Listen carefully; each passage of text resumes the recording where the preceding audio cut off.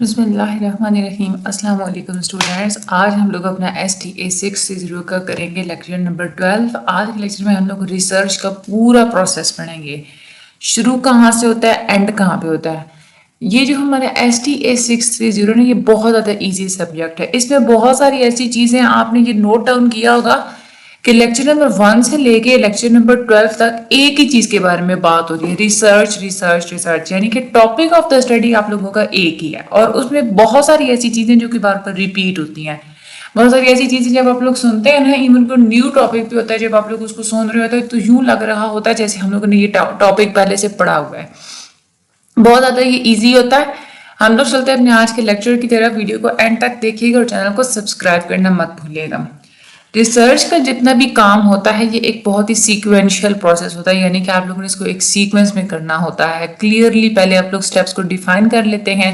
کوئی بھی شخص یہ دعویٰ تو نہیں کر سکتا کہ ریسرچ کے لیے یہ بات ضروری ہو کہ پہلے ایک سٹیپ کمپلیٹ ہونا ضروری ہے، اس کے بعد آپ لوگ نیکسٹ سٹیپ پہ جا سکتے ہیں۔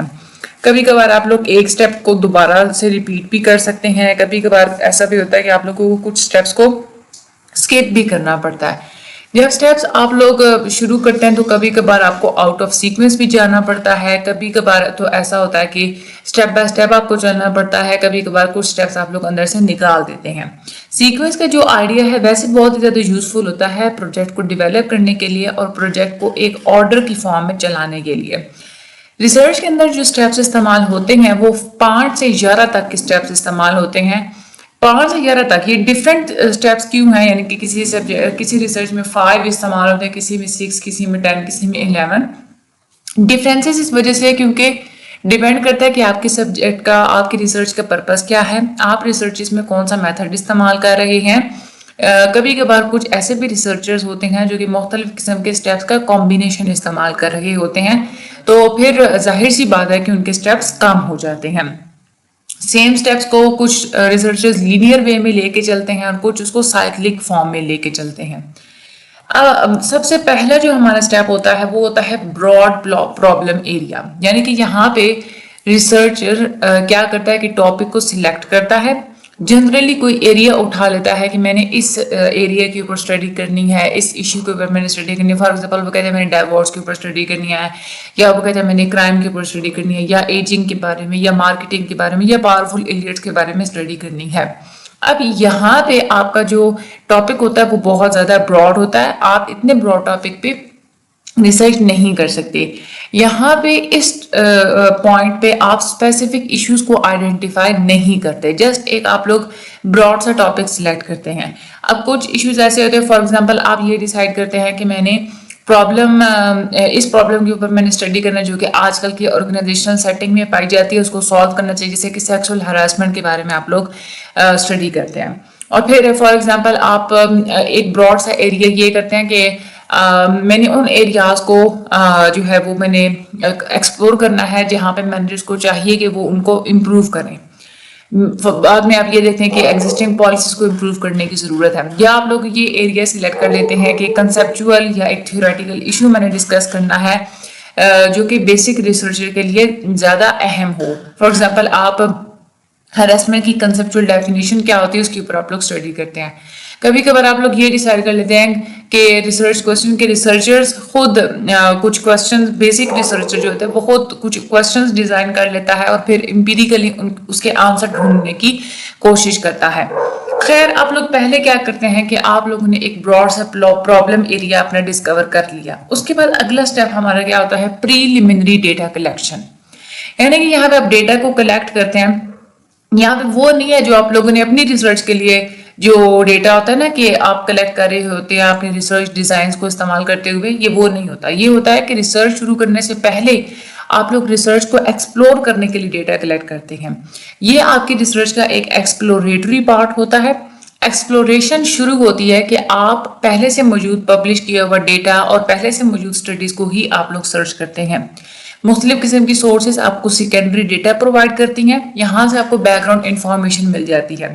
اب یہ سیکنڈری سورسز آف ڈیٹا کچھ بھی ہو سکتی ہیں، اسٹیٹسٹیکل بلیٹنز ہو سکتی ہیں، گورنمنٹ کی پبلیکیشنز ہو سکتی ہیں، جو انفارمیشن پبلش ہوئی ہے یا نہیں پبلش ہوئی جو پہلے سے موجود ہے وہ ہو سکتی ہے، کیس اسٹڈیز ہو سکتی ہیں، آن لائن ڈیٹا ہو سکتا ہے، वेब साइट्स और इंटरनेट के थ्रू आप लोग सेकेंडरी डेटा इकट्ठा कर लेते हैं, या आप लोग कुछ ऐसे लोग ढूंढ लेते हैं जिसको आपके टॉपिक के बारे में अच्छे से पता होता है, या कुछ ऐसे आप लोग ढूंढ लेते हैं जिनको खुद कुछ प्रॉब्लम्स फेस करने पड़ रहे होते हैं इस तरह की इश्यूज के बारे में, जिस तरह के इशू के ऊपर आप रिसर्च करना चाह रहे हैं।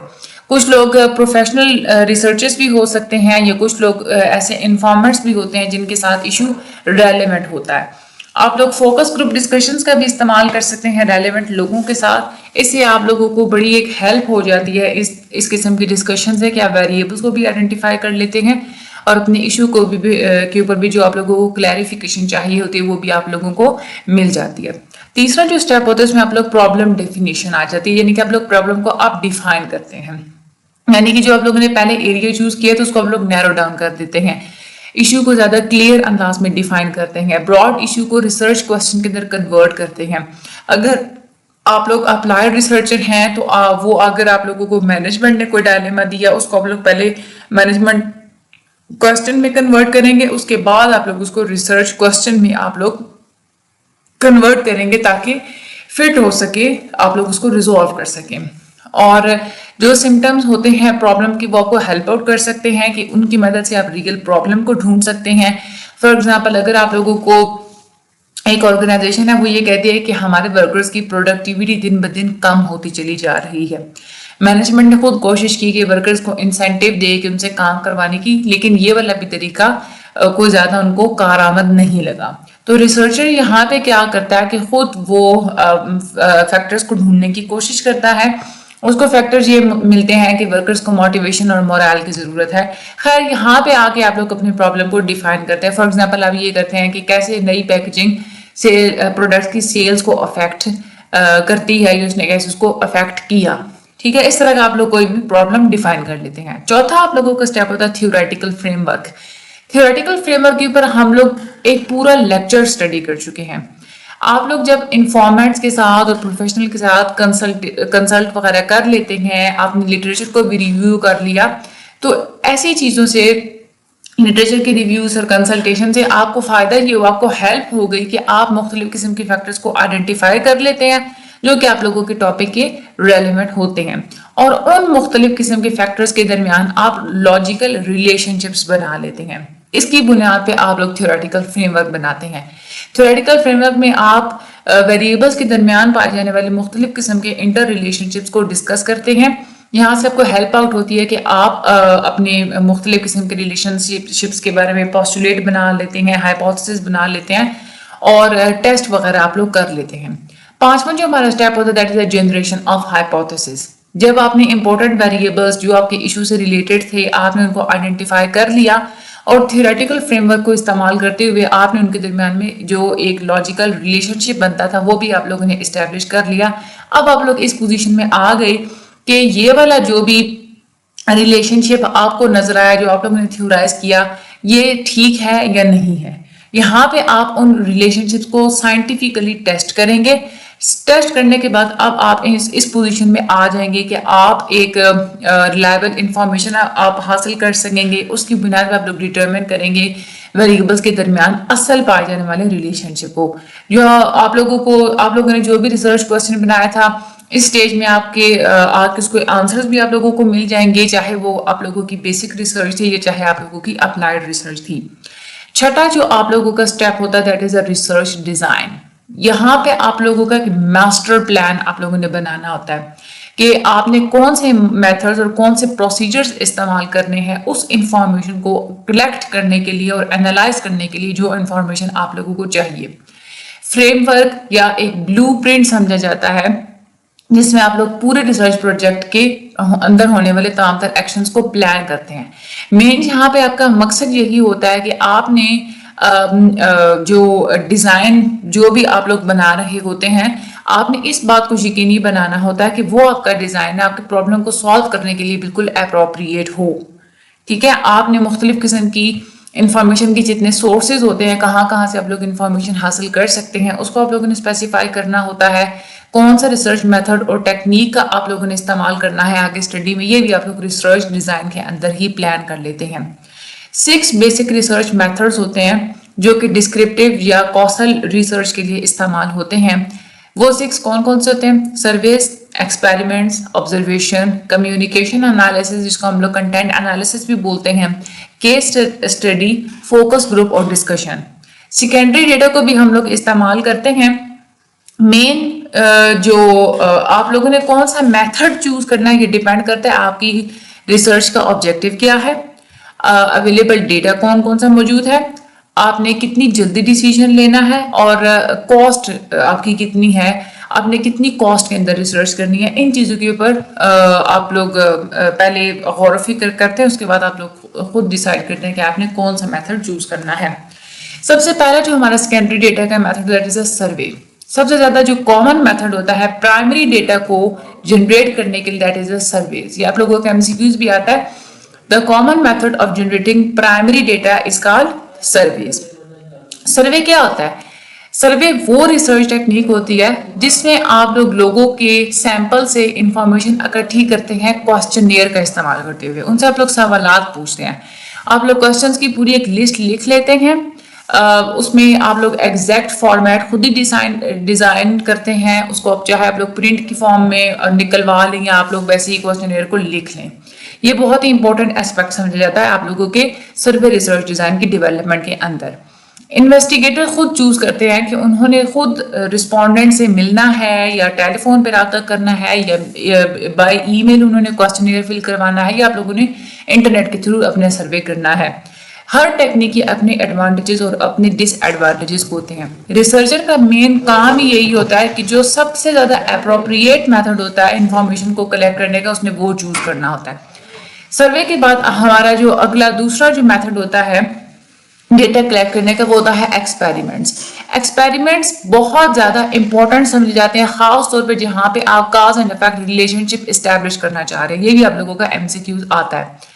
एक्सपेरिमेंट से एक फायदा ये होता है कि आप इन्वेस्टिगेट कर सकते हैं कि कैसे एक वेरिएबल चेंज होने की वजह से दूसरे वेरिएबल में चेंज आया है कंट्रोल कंडीशंस के अंदर। एक्सपेरिमेंटल कंट्रोल की वजह से आपको एक बुनियाद मिल जाती है कि आप मुख्तलिफ किस्म के फैक्टर्स को अलग अलग कर लेते हैं, ठीक है, और आप लोग ये देख लेते हैं कि बाहर के जो दूसरे जो फैक्टर्स हैं आउटसाइड जो या जो एक्सोजनस फैक्टर्स हैं वो आपके रिजल्ट्स को कॉन्टेमिनेट ना करें। एक या एक से ज्यादा जो भी वेरिएबल्स होते हैं आप लोग खुद अपने हाइपोथेसिस को टेस्ट करने के लिए उन वेरिएबल्स को मैनिपुलेट कर सकते हैं। लेबोरेटरी एक्सपेरिमेंट में ये भी पॉसिबल होता है कि आप लोग एक कंट्रोल कंडीशंस बना लेते हैं एक या एक से ज्यादा वेरिएबल्स की मैनिपुलेशन के लिए, ताकि इसका इफेक्ट आप देख सके डिपेंडेंट वेरिएबल्स के ऊपर, और ऐसी सिचुएशन में आप तमाम तर दूसरे एक्सट्रेनियस फैक्टर्स को कांस्टेंट रखते हैं। अगला जो हमारा मेथड होता है डेटा कलेक्ट करने का that is observation techniques. Observation दो तरह की होती है, पार्टिसिपेंट ऑब्जर्वेशन और other is non participant observation.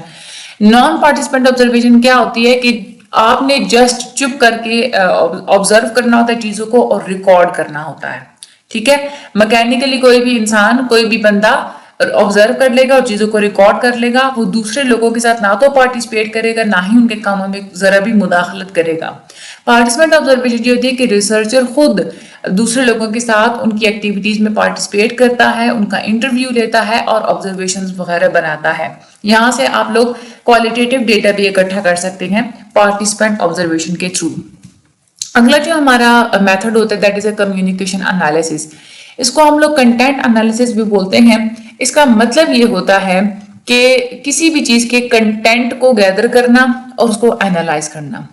अब कंटेंट का मतलब क्या है, यानी कि लफ्जों को गैदर करना, मीनिंग्स को गैदर करना, पिक्चर्स, सिंबल्स, आइडियाज, थीम्स, या कोई भी मैसेज जिसको आप लोग दूसरे लोगों के साथ कम्युनिकेट कर सकते हैं, दूसरों तक आप लोग पहुंचा सकते हैं, उसको इकट्ठा करना ये हमारे कंटेंट एनालिसिस के अंदर आता है। आपका टेक्स्ट कोई भी हो सकता है, वो रिटन भी हो सकता है, विजुअल भी हो सकता है, स्पोकन भी हो सकता है। आप लोग उसको as a medium of communication आगे इस्तेमाल करते हैं। इसमें आप लोगों की बुक्स आ जाती हैं, आपके न्यूज़पेपर्स, आपके एडवर्टीजमेंट्स, इसमें स्पीचेस, ऑफिशियल डॉक्यूमेंट्स आ जाते हैं, फिल्म्स हैं, वीडियो टेप्स हैं, फोटोग्राफ्स का आप लोग इस्तेमाल कर सकते हैं, आर्टिकल्स मुख्तलिफ किस्म के आप लोग इस्तेमाल कर सकते हैं, वर्क आप लोग इस्तेमाल कर सकते हैं। ये सारी चीजें आप लोगों की कंटेंट एनालिसिस के अंदर आता है। इन सारी चीजों का आप लोग एनालिसिस करते हैं, उसकी बुनियाद पे आप लोग अपना डेटा इकट्ठा कर लेते हैं। अगला जो मेथड होता है जिसको आप लोग इस्तेमाल कर सकते हैं that is a case study. Case study ہوتا ہے کہ کسی بھی ایک چیز کے بارے میں، چاہے کوئی انڈیویجول ہے، چاہے کوئی کپل ہے، چاہے کوئی گروپ ہے، چاہے کوئی آرگنائزیشن ہے، اس کے بارے میں آپ صحیح گہرائی میں جا کے ان کے بارے میں انالیسس کرتے ہیں. جیسے آپ لوگ کلینکل انالیسس کرتے ہیں، سیم ویسا ہی کیس اسٹڈی بھی کیا جاتا ہے.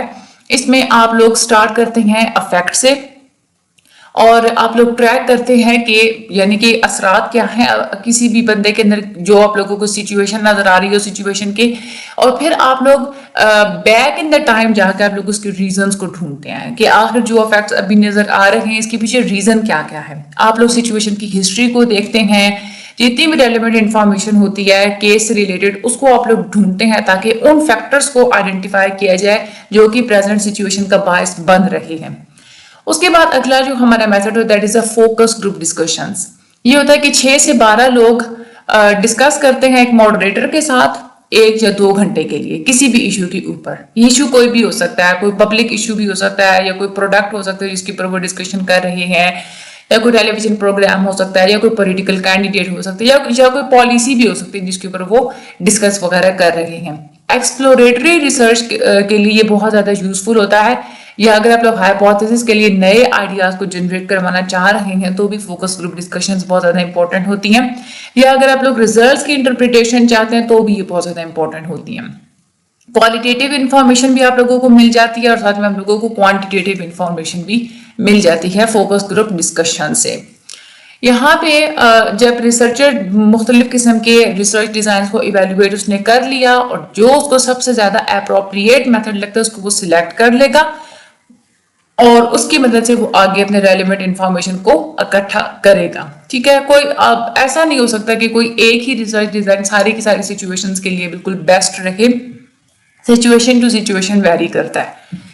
آگے جو ہمارا اسٹیپ ہوتا ہے پوری ریسرچ میں that is a data collection, اس کے بعد ڈیٹا پروسیسنگ، اس کے بعد ہے ڈیٹا انالیسس. سب سے پہلے ہم لوگ دیتے ہیں ڈیٹا کلیکشن کو. ڈیٹا کلیکشن سب سے زیادہ امپورٹنٹ حصہ ہوتا ہے آپ لوگوں کے ریسرچ ڈیزائن کا، اور یہ ڈٹرمن کرتی ہے آپ کی ریسرچ ٹیکنیک کہ آپ لوگوں نے کون سی ٹیکنیک سلیکٹ کی ہے اپنے پروجیکٹ کے لیے. اسی کو یوز کر کے آپ لوگ ڈیٹا کو کلیکٹ کرتے ہیں. آپ لوگ فیلڈ یا لیب میں بھی اس کو کلیکٹ کر سکتے ہیں، یا اور بھی ڈفرینٹ قسم کی سورسز ہوتی ہیں جس میں انٹرویوز آ جاتے ہیں.